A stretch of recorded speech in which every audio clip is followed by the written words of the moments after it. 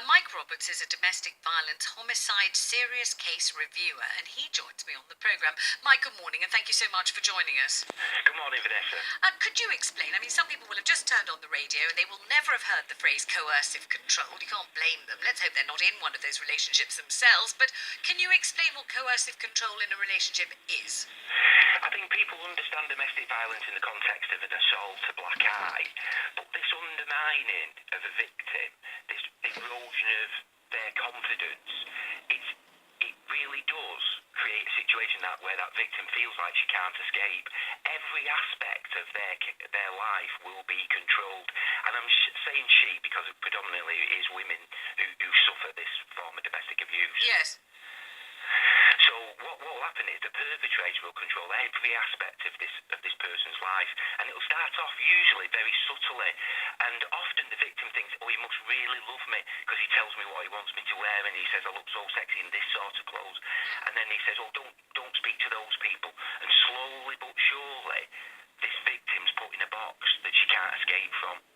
And then if she tries, again, the perpetrator will not let her go. So even often if they flee to a refuge or a safe haven, the perpetrator will still get the claws in. There'll still be threats of violence. This can be as subtle as, I'm going to kill the family dog. And if you can't take your dog into a women's refuge, then that can often be one of the factors that draws these people back, and they're trapped. And so it's subtle, but it's total control by these perpetrators. And I mean, I would imagine that it would have various different forms. I mean, we spoke to an expert before who said, for example, the difference could be as wide as the man says to the woman, you're not to leave the house, your job is the children, you don't get to do anything else, you don't have any kind of autonomy over money, you don't get to work outside the home, you're just in the house, and that's your domain. And even that, I will examine every aspect of how much you spend on the food, what you've cooked, what you've dressed the children in, etc., etc. But in a similarly coercive relationship, you could have a very different scenario where the man says, you've got to go and work outside the house, you've got to earn this amount of money, you've got to hand over your pay to me, you've got to get on this bus and this train to get to work, and you're not to talk to anyone at lunchtime, that kind of thing. So it can be quite difficult to recognise because it can have so many different forms. Do you think that's fair to say? It is, but the common thing is the perpetrator's on a power-based trip, and that is obvious to see. Yes, the little subtleties of you've got to go out to work, no, you can't go out to work, are different, but actually at the centre of this we've got a perpetrator who's controlling every aspect of a person's life, and that is very visible. It's often very visible to those people's family and friends. Yes. And they can report. Third-party reporting is something we've got to get much better at around domestic violence, because friends and family do see what's going on to some of these victims, and this is so subtle and it builds up so slowly that often victims don't know that they're in this position until it's too late, and they're terribly controlled.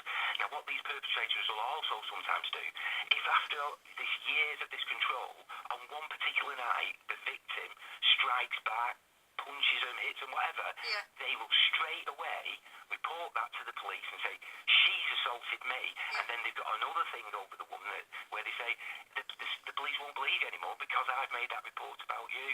So often, they'll even involve services in those threats, or I'll get onto social services and they'll remove the kids if I tell them what you like. So services have got to be really alert to being almost used as part of that process. What about the situation whereby when a person first gets into a relationship, the man, because we know it's usually a man, the man seems to be particularly attentive / loving, cares about what you wear, cares about what you eat, cares about what time you get home, comes to the station to meet you when you get off the train, walks you back, and maybe people haven't been cared for in this way by their parents, let's say. They haven't really felt that anybody in the world has really stepped up for them before, and suddenly there's someone who really seems to care about you. And there's something very beguiling about that, very seductive about that. And it can take an awfully long time to make the connection between that loving feeling of being cared for and the feeling of being completely dominated, absolutely pulverized, so that you have no independent thought or action at all, can't it? It can be quite confusing. Vanessa, at the start of what you just said there, you hit the nail absolutely on the spot. Oh, good. But some of these victims may well not have witnessed what a healthy like Yes. with their parents. Yes. They may actually, if you say that, this person seems to be loving, seems to be attentive, this might be the first person that's been like that for them. Yes. And so they do, they're head over heels. And those subtleties that creep in, the victim doesn't see it initially as threatening, coercive, controlling behaviour. It got that rush of those emotions and feelings. No, he really loves me. And that is the language these perpetrators do. If I didn't care about you, I wouldn't be bothered.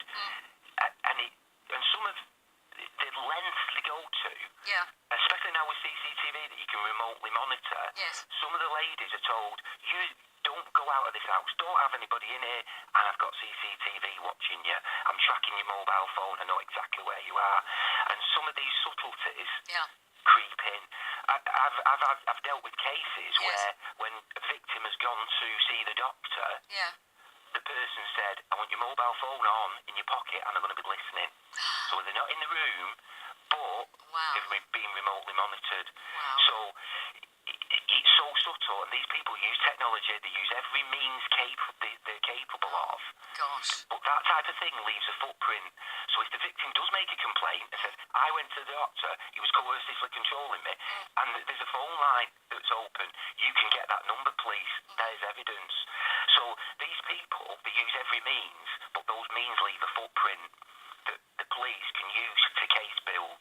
Wow, gosh, it's really terrifying. I mean, we know of a case, a very high-profile woman who described her relationship as being psychological abuse, which, tantamount to coercive control. And we believe that she had to take a taxi and drive around London if she wanted to read a book. She wasn't left alone enough to get a chance to read a book. Every time she tried, the partner coercively controlling her would stop it. That kind of, most people can't afford to ride around in a taxi all day, but you know what I mean? That kind of extreme thing presumably should be absolutely red alert, shouldn't it? These are the things where we say, it's difficult to spot coercive control. Yes. But in some ways, if you look at the totality of what the victim says, it's easy to say, no, this is coercive control. Yeah. Look, every aspect of this lady's life is controlled.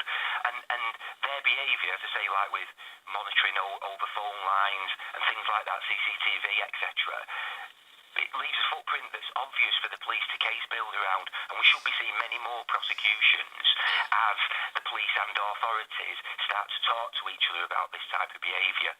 We really appreciate your contribution to the programme. You've made it much, much clearer, something that is really complicated. You've explained so well. Thank you, Mike. Mike Roberts there, Domestic Violence Homicide Serious Service, Serious Case Review. We're taking calls on this on coercive